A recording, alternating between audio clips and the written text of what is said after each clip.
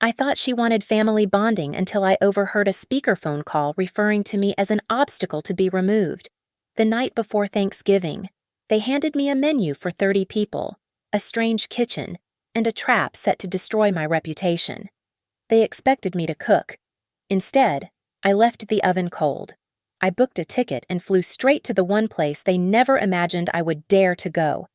My name is Tessa Monroe. I am 34 years old, and by trade, I am an operations manager at Waveridge Operations, just outside of Providence, Rhode Island. My job is to look for inefficiencies, identify risks, and streamline chaos into order. If a supply chain breaks, I fix it. If a process is bleeding money, I tourniquet it. I do not like surprises, and I certainly do not like being managed. Yet, for the last 3 weeks, my husband, Graham Mercer, had been nothing but a walking variable I could not calculate. Graham had been unnaturally busy. He came home late, his phone face down on the counter, and every time I brought up Thanksgiving, he deflected with a vague wave of his hand. I assumed he was stressed about work. That was a miscalculation. The ambush came on a Tuesday. My mother-in-law, Judith Mercer, called me from her estate in Charleston, South Carolina. She did not ask about my job or my health. She went straight to the logistics. "We are hosting this year." "Tessa," Judith said, her voice smooth and cold like polished marble. "And since you have been distant, I think it is best you handle the dinner. Entirely. It is a tradition for the newest woman in the Mercer family to serve. You need to show everyone you can care for this family properly." I gripped the phone tighter. "Judith, how many people are coming 30? She replied without hesitation. "You will fly down Wednesday. The kitchen will be yours. Do not disappoint me." When I looked at Graham, expecting him to be outraged on my behalf, he only offered a tired, pleading smile. He reached out and squeezed my shoulder, but his fingers felt stiff. Please," he said, the nickname sounding hollow. "Just do it. For Mom. She is getting older, and she just wants to see that you are invested. It is just one night. 30 people. Graham," I asked, searching his eyes for the partner I married. "Alone. That is not a dinner. That is catering. You are great at organizing," he said, turning away to check his watch. "You will handle it. I have to take this call." He walked away too fast. His eyes had been cold, shifting away from mine the moment he stopped speaking. I started digging. It was instinct. I opened the family email account we rarely used.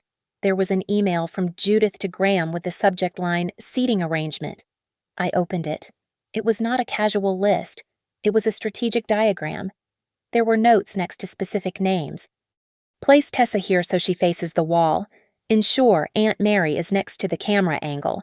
It looked less like a holiday meal and more like a stage production. That evening, while packing my suitcase in our bedroom, I found a letter on the dresser. It was a bank notification addressed to Graham, but the seal was already broken. I pulled out the sheet. It was a request form to change the authorization levels on our joint savings account. The status was pending signature. My stomach turned over. I told myself I was being paranoid, just a difficult family. I thought, Judith is controlling, and Graham is a coward who hates conflict. But the professional part of my brain, the part that audits failing companies, whispered that this was a sequence of events, not a coincidence.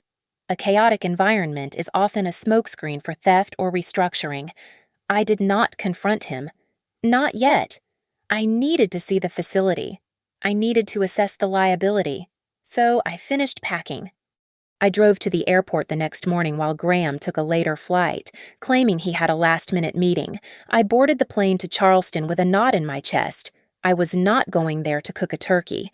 I was going there to find out why I was being set up to fail. As the wheels of the plane touched down on the tarmac in South Carolina, my phone buzzed in my hand. It was a text from Graham. "Don't embarrass my mother in front of everyone tomorrow night." Judith's house did not look like a home. It looked like a spread in a high-end lifestyle magazine, staged for an audience that did not exist yet. The dining room table was a vast expanse of polished mahogany, set perfectly for 30 people. Each setting featured gold-rimmed china, crystal stemware, and a name card printed in elegant calligraphy. The lighting was not warm or inviting. It was bright and strategic, like the illumination used at a public relations event. It was beautiful, and it made my skin crawl. I was still standing in the foyer with my suitcase when Judith intercepted me. She did not offer a hug. She did not ask about my flight. Instead, she thrust a laminated clipboard into my hands. "Here is the schedule, Tessa," Judith said, her voice crisp. "I have broken it down by the quarter hour. The turkey goes in at exactly 6 in the morning. We eat at 5 in the afternoon. Not 5:10. 5. I looked down at the clipboard. It was not a recipe list. It was a deployment order. Every minute of my next 24 hours was accounted for. "This is detailed," I said, keeping my face neutral. Judith smiled, but it did not reach her eyes. Graham's previous fiancé never complained about structure.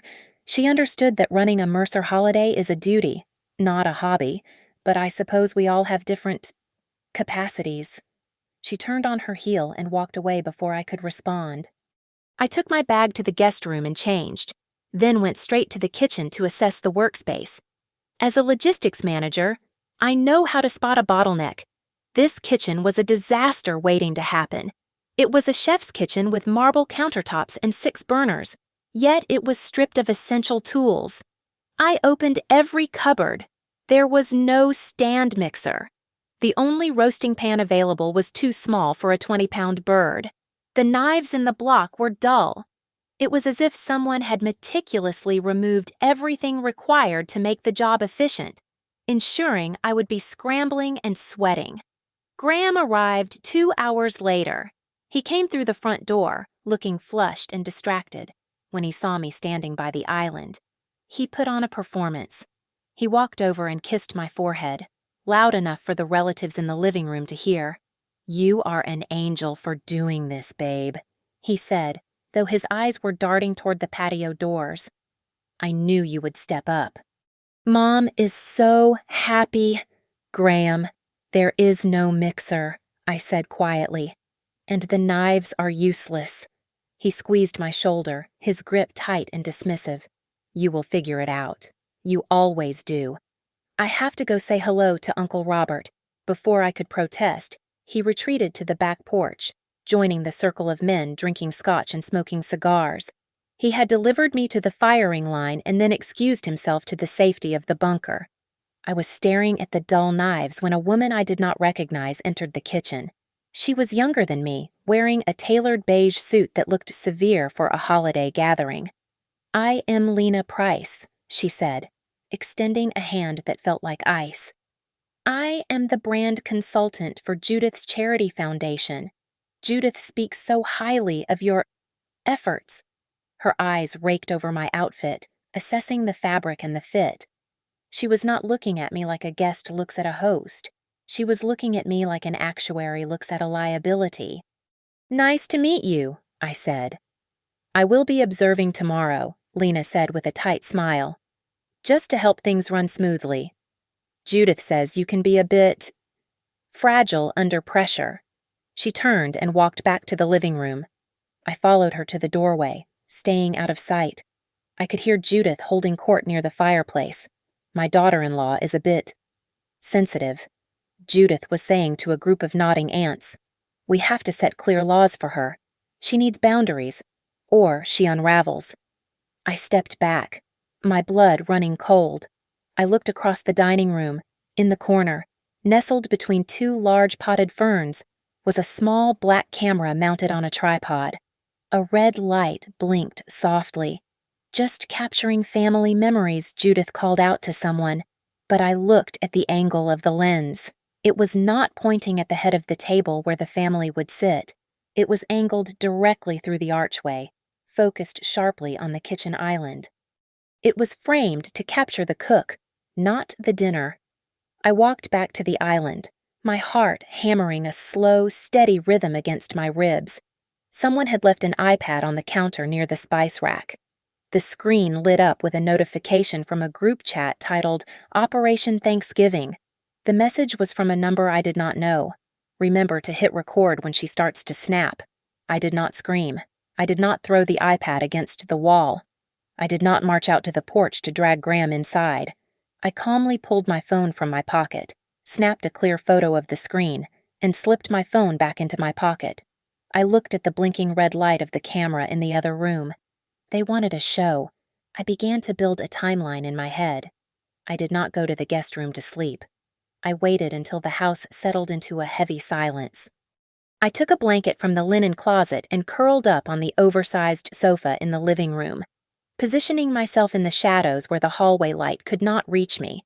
I feigned sleep, my breathing slow and rhythmic, but my eyes were cracked open just enough to see the corridor.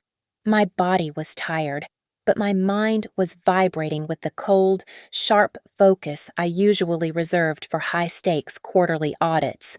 Judith walked by at 2 a.m. She was wearing a silk robe and holding her phone like a weapon. Her voice was a low hiss, barely audible over the hum of the refrigerator. Tomorrow. Just let her humiliate herself, Judith whispered into the device. When she snaps, people will finally understand why Graham needs an exit. It has to look natural. She disappeared into her bedroom, and I sat up. The adrenaline cleared the fog from my brain. I opened my laptop and connected to the guest Wi-Fi. I needed to see the paper trail. I logged into our shared cloud drive, the one Graham thought I never checked because I had my own separate storage for work. I scanned the recent activity. Most of it was mundane, but there was a new folder created 3 days ago titled Holiday Notes. The name was innocent enough to be ignored, but the timestamp showed it had been modified 2 hours ago. I opened it. Inside, I found a document that made my blood run cold. It was not a holiday plan. It was a script. It was a table with 3 columns. Event, Tessa's reaction, and Graham's response. Under Event, it listed things like missing ingredients for stuffing. Under Tessa's reaction, it predicted panic, accusation of sabotage. Under Graham's response, it read, "Honey, you are imagining things again. I saw you put it there." They had choreographed my breakdown. They had scripted my gaslighting. I closed the document and went deeper. I logged into the banking portal. I had full legal access, so this was not hacking. It was due diligence. I filtered the transaction history for the last 6 months. There was a recurring payment of $2,500 leaving our joint checking account every month. The recipient was listed as consulting retainer. It was vague, professional, and completely unauthorized by me. Then I checked the insurance portal. There was a notification flag at the top of the dashboard. I clicked it. It was a request to change the primary beneficiary on Graham's life insurance policy. It was currently sitting in pending confirmation status. It had been initiated from an IP address in South Carolina. My hands hovered over the keyboard. I navigated to the drafts folder of our shared family email address. There was one unsent message, addressed to Graham's aunts and uncles. The subject line was Concern for Tessa. The body of the email read, "I am sorry if things get intense tomorrow. Tessa has been going through a severe mental health crisis due to work pressure. We are trying to get her help, but she is in denial. Please be patient with her outbursts." They were preloading the jury. They were planting the narrative that I was unstable so that when they pushed me until I broke, everyone would nod and say they saw it coming. The urge to delete the files was overwhelming. I wanted to wipe the drive, cancel the transfer, and scream, but I stopped myself. In my line of work, you do not destroy evidence. You secure it. If I deleted it, they would claim it never existed. I took screenshots of everything. I downloaded the holiday notes file and the insurance request. I exported the bank statements showing the mysterious retainer fees. I checked the metadata to capture the creation dates and author names. I saved everything to an encrypted external drive and then emailed a backup zip file to a secure private account that Graham did not know existed. I left the originals exactly where they were.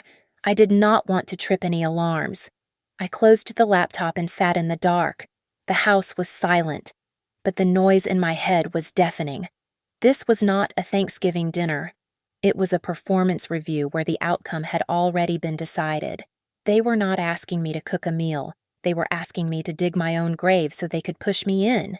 I dialed Nora Klein at 3:15 in the morning. She picked up on the second ring, her voice thick with sleep, but instantly alert when she heard the shallow rhythm of my breathing. Nora is a paralegal at a firm that handles high-conflict divorces, and she knows the sound of disaster. "Tessa," she asked, "what is wrong?" "They are staging a scene to destroy me," I said. My voice was steady, but my hand was shaking against the cold glass of the guest room window. Nora did not ask for clarification. She switched into professional mode immediately. "Listen to me carefully. Do not argue with them in front of anyone. Do not touch that camera you told me about. If you cover it or turn it off, they will edit the footage to make it look like you are hiding something or acting. Unhinged, you have to be perfect." I found files. "Nora," I whispered. "Scripts. Financial transfers. They have a script for my breakdown. We need Harper," she said. "I am conferencing her in. She owes me a favor." Harper Sloan was a lawyer who specialized in asset manipulation and reputation defense. She came on the line 2 minutes later, sounding wide awake. I explained everything: the script, the insurance change, the camera aimed at the kitchen, and the bizarre schedule Judith had handed me. "This is a setup for a competency challenge," Harper said, her tone clinical and devoid of sympathy. "They want to paint you as unstable so they can bypass your consent on financial decisions. We need to build a truth dossier, right now." Under Harper's direction, I organized the chaos into a weapon. I created a digital timeline. I uploaded the photos of the iPad screen, the screenshots of the holiday notes folder, the invoice for the consulting retainer, and the pending insurance beneficiary change. It was a package of cold, hard facts.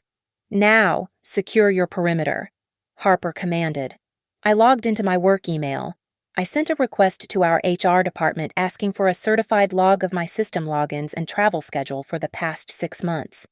If Graham or Judith claimed I was neglecting my duties or acting erratically at home during specific times, I would have biometric proof that I was logged into the Waveridge server 300 miles away. Next, I opened a new checking account at a bank Graham did not use. I logged into my company payroll portal and switched my direct deposit effective immediately. Then, I went to the credit bureau sites. I placed a freeze on my credit report and set up fraud alerts. I was locking the doors to my life one by one. "I am filing an emergency motion to preserve assets and evidence," Harper told me. It will not stop the dinner, but it puts a legal timestamp on their activities. If they move a single penny of marital assets after 6 o'clock this morning, it is contempt of court. "They are going to push me today," I said. "They have a schedule for it." "They want you to explode," Nora said, her voice soft but fierce. "They have the camera ready. They have the audience seated. If you scream, they win. If you cry, they win. You just need to be silent long enough for them to reveal themselves. Let them be the ones to crack." I hung up the phone as the sky outside began to turn a bruised purple. I felt lighter. I was no longer a victim waiting for the blow. I was a witness preparing for testimony. My phone buzzed one last time. It was a text from Judith. "Tomorrow, 6 a.m. in the kitchen. Don't disgrace the Mercer name." I stared at the screen. I was not going to disgrace the name. I was going to expose the people hiding behind it. The kitchen at 6 in the morning felt less like a culinary space and more like a surgical theater. Judith met me at the island, her heels clicking sharply against the tile. She did not say good morning. She simply placed a heavy cardstock menu in front of me. "The turkey," she said, pointing a manicured finger at the list. 5 sides: green bean casserole, candied yams, cornbread stuffing, cranberry relish from fresh berries, and mashed potatoes, 6 pies, apple, pumpkin, and pecan, 2 of each, and Tessa. Everything must be made by hand, no shortcuts. I looked at the mountain of raw ingredients piled on the counter. Cooking for 30 people alone was physically possible, but not with this timeline. It was designed to break me. By 7 in the morning, the kitchen was no longer empty. Judith had invited 3 aunts to arrive early to keep me company, but they did not offer to chop a single onion. They stood in a semicircle with coffee mugs, watching my hands shake as I peeled potatoes. The air was thick with their silence. Lena Price drifted into the room, holding a glass of water. She leaned against the counter, dangerously close to where I was whisking eggs. "You seem flushed," Lena said softly, her voice dripping with faux concern. "Do you often lose control when you are stressed? I know operations management can be taxing on the nerves." "I am fine," I said, focusing on the bowl. Graham entered the room a moment later. He walked up behind me, ostensibly to reach for a mug, but his elbow jerked sharply to the right. The canister of sea salt toppled over, pouring a white avalanche into the pie filling I had just perfected. I gasped and dropped the whisk. Before I could speak, Graham turned around, his hands raised in a placating gesture, his voice pitched loud enough for the aunts to hear. "Honey, please," he said, his eyes wide with fake alarm. "It is just salt. Calm down. Do not blow up like last time." I froze. There was no last time. "Graham," Judith sighed from the doorway. "Oh, Tessa, do not do this. We all remember the incident last year. The screaming, the broken plate. It is okay if your memory is foggy." "Dear, stress does that." My blood ran cold. There was no incident last year. We had spent Thanksgiving in Rhode Island, just the 2 of us, ordering takeout. They were rewriting history in real time, waiting for me to scream that they were liars so they could point and say, "See, she is unstable." I looked up. The red light of the mounted camera was still blinking.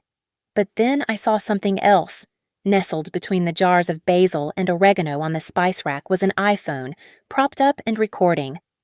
They were filming from multiple angles. They wanted to catch every bead of sweat and every tremble of my hands. I set the bowl down. I forced my breathing to slow. "I need to use the restroom," I said, my voice flat. "Make it quick," Judith snapped. "The bird needs to be in the oven." I walked to the powder room down the hall and locked the door. I pulled my phone out. I sent a single pin of my location to Harper and Nora, followed by one word, "Start." I washed my hands, looked at my reflection, and walked back to the kitchen. I went straight to the pantry to get a new bag of sugar to replace the ruined filling. I pulled the handle. It did not budge. I tried again. Locked. "Judith," I said, turning to face her. "The pantry is locked." Judith took a sip of her coffee, her eyes gleaming over the rim of the cup. "Is it, well, you are the manager." "Tessa, figure it out. Do not be so dependent on everyone else to solve your problems." The room went silent. The aunts were watching. Lena was watching. Graham was looking at the floor, refusing to meet my eyes. The cameras were rolling. They were waiting for the explosion. I looked at the clock on the wall. It was 8 in the morning. I looked at the unseasoned turkey sitting limp in the roasting pan. Then I thought about the small carry-on suitcase I had left in the trunk of my rental car the night before, just in case. I did not scream. I did not cry. I untied my apron. "You are right, Judith," I said clearly. "I should not be dependent." I folded the apron and placed it neatly on the counter next to the ruined pie filling. I turned and walked out of the kitchen, past the stunned aunts, past the blinking cameras, and toward the front door. "Where are you going?" Graham called out, his voice cracking. "Tessa." I did not look back. I opened the front door and stepped into the cool morning air. I was not going to cook. I was going to the airport. I reached for the dimmer switch on the wall and slid it all the way down, plunging the kitchen into a sudden, confused twilight. The cameras were still recording, but now they were capturing shadows. I stripped off the apron and tossed it onto the counter. Before anyone could react to my sudden departure from the prep station, I leaned in close to Judith, lowering my voice to a conspiratorial whisper. "Convection oven needs time to reset." I lied smoothly. "And I am going out to buy more butter. We are out." I did not wait for her permission. I walked out the side door, got into my rental car, and drove. I did not drive to the grocery store. I drove straight to Charleston International Airport. I had my passport and the hard drive with the evidence in my purse. The suitcase in the trunk was small, but it was enough. I walked up to the counter and bought a one-way ticket for a flight departing in 45 minutes. The destination was a place no one in the Mercer family would ever think to look for me. Denver, Colorado. It was where Robert Mercer, Graham's father, had been living in quiet exile since he walked out on Judith 15 years ago.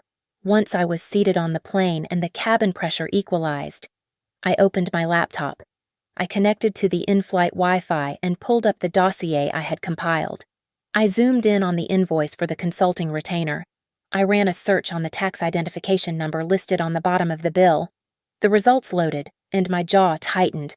The company receiving $2,500 a month from our joint account was not a firm. It was a sole proprietorship registered to Lena Price. She was not a brand consultant for a charity. She was a paid operative. I kept digging. I found another draft email in Graham's trash folder, time-stamped from 2 days ago. The subject line was post-Thanksgiving legal. The body of the email read, "Once the breakdown is documented, we will present the power of attorney forms. We will frame it as taking the burden off her shoulders due to her nervous condition. She will sign it to get relief." My hands were cold. They were not just trying to embarrass me. They were trying to legally incapacitate me. I put on my headset and made a Wi-Fi call to Harper. The connection was crackly, but her voice was sharp. "I am in the air," I said. "Good." Harper replied. "Where are you going, Denver?" I said. "I am going to see Robert." "But Harper, I want to change the stage. If they want to shame me in front of 30 people, I will give them a bigger auditorium." I found the link to Lena. "She is on the payroll. Send me the file," Harper said. "And keep them stalling." I hung up and typed a text message to Graham. I kept the tone breezy and chaotic, exactly what they expected from a flustered wife. "Honey, I am buying things, but the line is so long. A bit slow here. Everyone just start without me. I will catch up." I hit send. Let them sit there. Let them drink their wine and smirk at the empty kitchen, thinking I was crying in a supermarket parking lot. When I landed in Denver, the air was thin and biting. Robert Mercer was waiting for me at the baggage claim. He looked older than the photos, his face lined with the same weary caution I had seen in Graham's eyes before Graham surrendered to his mother. We went to a diner near the airport. Robert did not waste time with pleasantries. He slid a manila envelope across the table. "I knew she would try this eventually," Robert said, his voice rough. "Judith does not do anything for tradition. Tessa, she does it for leverage." I opened the envelope. Inside was a copy of an old will and a notarized note regarding a property deed. "She is in debt," Robert explained, pointing to the figures on the page. "Deep debt. She leveraged the Charleston estate to cover bad investments years ago. The bank is calling it in. The only asset she has left to sell is the vacation property in the Berkshires.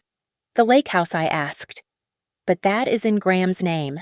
And mine." "Exactly." Robert said, "It is a marital asset. She cannot sell it without Graham's signature, and Graham cannot sign it away without yours. Unless I am declared incompetent." I finished the sentence, the realization hitting me like a physical blow. "Or unless I sign a power of attorney because I am too stressed to handle finances." "She does not care about the turkey," Robert said, looking me dead in the eye. "She needs your autograph to save her own skin. And she was willing to break your mind to get it." I looked out the window at the snow falling on the gray pavement. The Thanksgiving dinner was never a meal.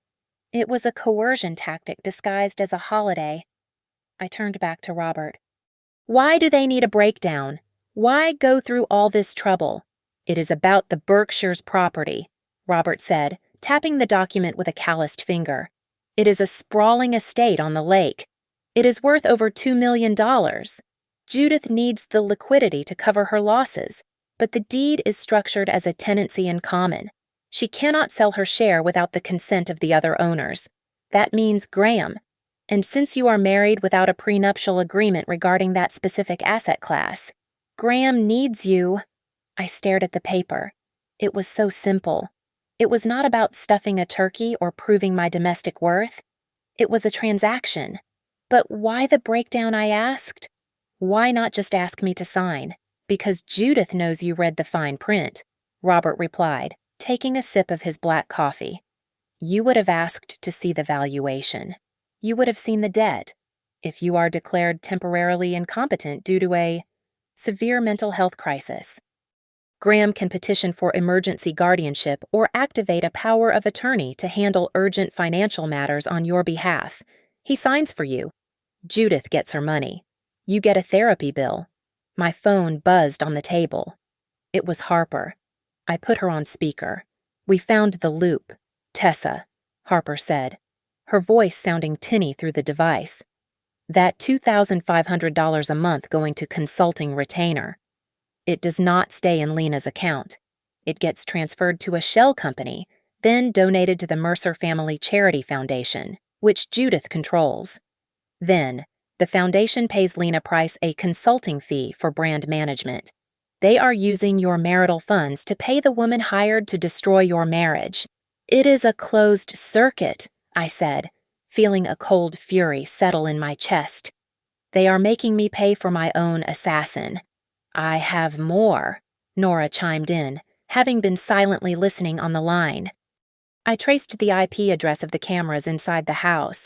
They were not set up yesterday for memories. They were installed 3 weeks ago by a security firm. The invoice lists the job as surveillance installation. They did not want candid moments. They wanted a reality show reel. I looked at Robert. He pulled a pen from his pocket and grabbed a clean napkin. I will write the statement, he said. I will detail exactly how she did this to me 20 years ago. The rumors she spread at the country club. The staged outbursts. It establishes a pattern of behavior. It proves malice. I watched him write. When he finished, I took a photo of the handwritten affidavit and sent it to Harper. Draft a preservation order. I told Harper. Demand they surrender all recording devices and the hard drives immediately. And Harper, meet me at Harbor and Ash Dining Room in Charleston at 7 o'clock. You are going back? Harper asked. I am. I flew back to Charleston on the next flight out. I did not go to the house. I knew exactly where they would be.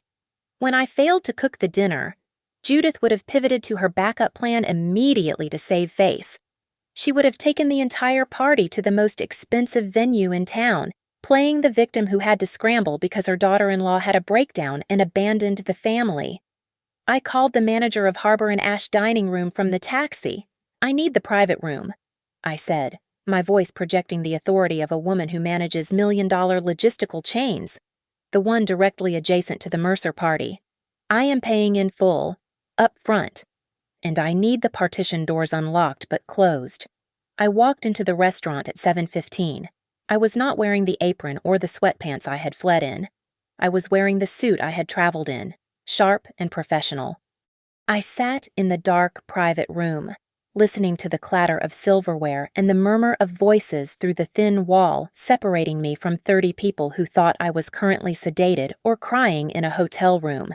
I checked my phone one last time before making my move. There was a voicemail from Judith, left 20 minutes ago. I pressed play. The sound of clinking glasses filled the speaker, followed by Judith's voice, smooth and triumphant. Tessa, dear, we are just so worried about you, but do not worry. We are managing. In fact, she paused, and I could hear the smile in her voice. Without you here, The party is absolutely perfect. I saved the voicemail. I adjusted my jacket. I stood up and walked toward the connecting door. They wanted a family gathering. I was about to give them one they would never forget. I pushed open the double doors of the private dining room at Harbor and Ash. The air inside smelled of roasted duck and expensive wine. 30 faces turned toward me in unison. The low hum of conversation cut off instantly, leaving a silence so heavy it felt suffocating. They were expecting a woman with mascara running down her cheeks, hair in disarray, hyperventilating in a panic attack. Instead, I walked in wearing my navy blazer and tailored trousers, holding a thin manila folder against my chest like a shield. I looked like I was arriving for a board meeting, not a family crisis. Graham was the first to react. He shot up from his chair, his napkin falling to the floor. He rushed toward me, his face twisting into a mask of exaggerated concern. "Tessa." "Oh my God, you are here," Graham said, reaching for my arm but stopping just short of touching me. "Are you okay?" You really scared everyone. We thought you had..." "Snapped again." He looked back at the table, inviting the audience to pity him. At the far end of the table, I saw a cousin holding a phone up, the camera lens pointed directly at my face. I looked straight into the lens. "Keep filming," I said, my voice calm and projecting to the back of the room. "I want a copy of this recording too." Judith stood up slowly. She was holding a glass of red wine, her knuckles white against the stem. "Tessa, sit down," she commanded, her voice trembling with feigned sympathy. "We do not need a scene. We all remember the incident last year. We know how fragile you get around the holidays." I did not sit. I walked to the head of the table, right next to where Judith was standing. "The incident last year," I asked, meeting her gaze. "Are you referring to the version that actually happened, or the version you wrote 3 days ago in the file named Holiday Notes?" Judith blinked, her mouth opening slightly but no sound coming out. I placed the folder on the table. I opened it and spread the documents out on the white tablecloth. The timeline of the file creation. The screenshots of the draft emails accusing me of a breakdown before I had even arrived. The invoice for the legal retainer. The request to change the life insurance beneficiary. "What is this?" Graham asked, his voice losing its softness. "It is the script," I said. "You have been following it perfectly, Graham, down to the part where you tell everyone I am imagining things."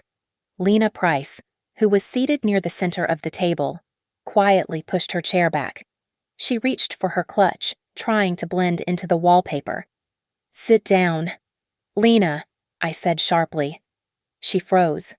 "You are not a brand consultant," I continued, pointing to a highlighted bank transfer record.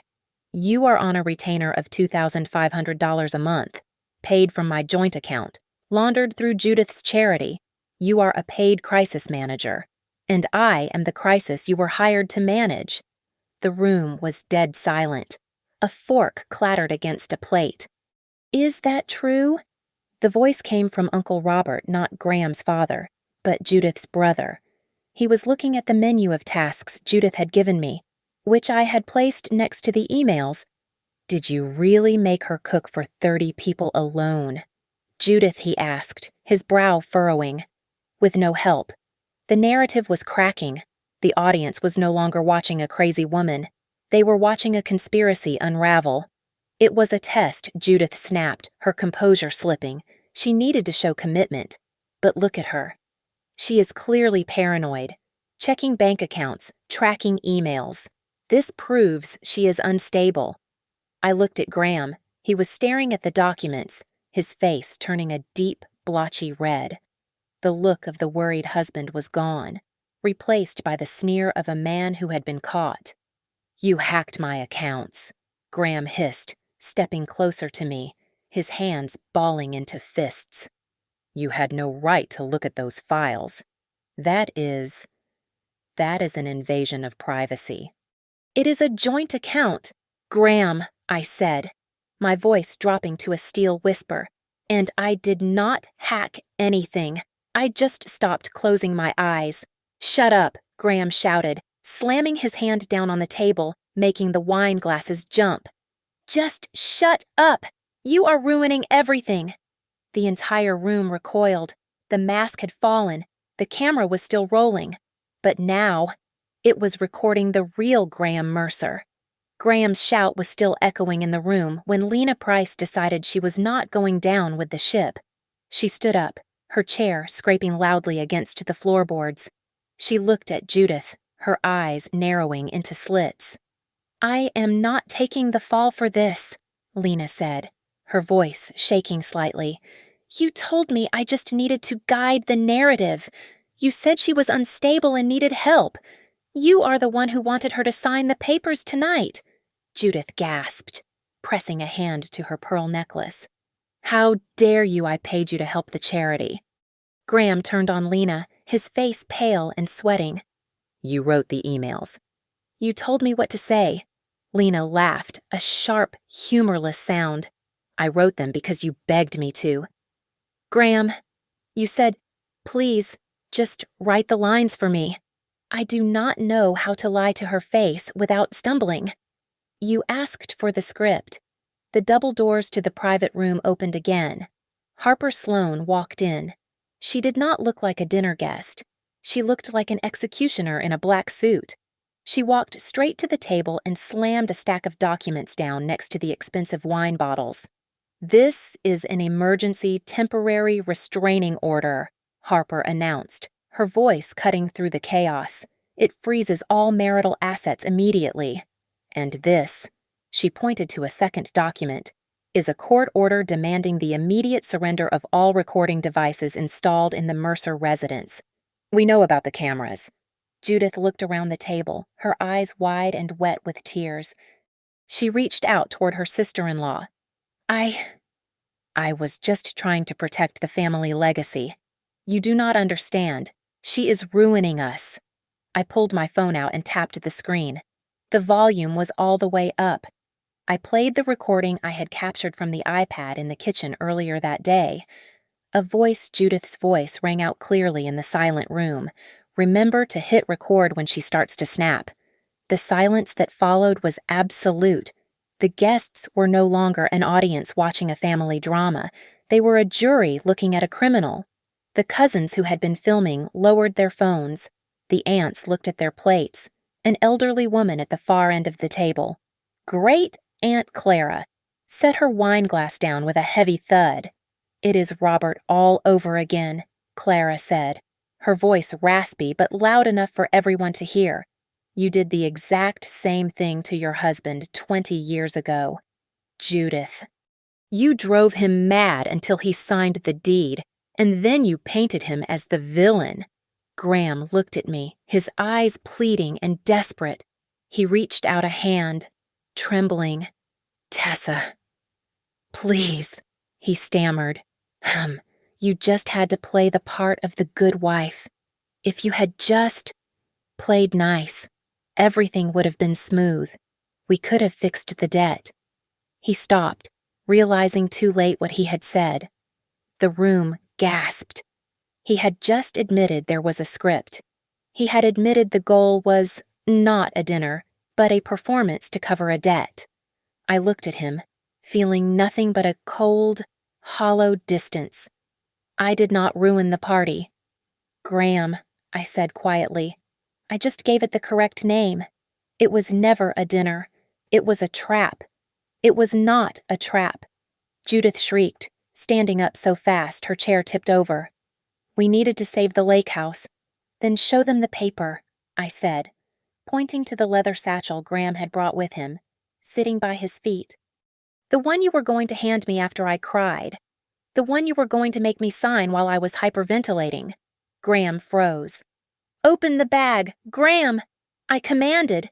He did not move. Harper stepped forward and picked up the bag. Graham made a weak grab for it, but stopped when Harper glared at him. She opened the flap and pulled out a single, crisp document. It was not a holiday card.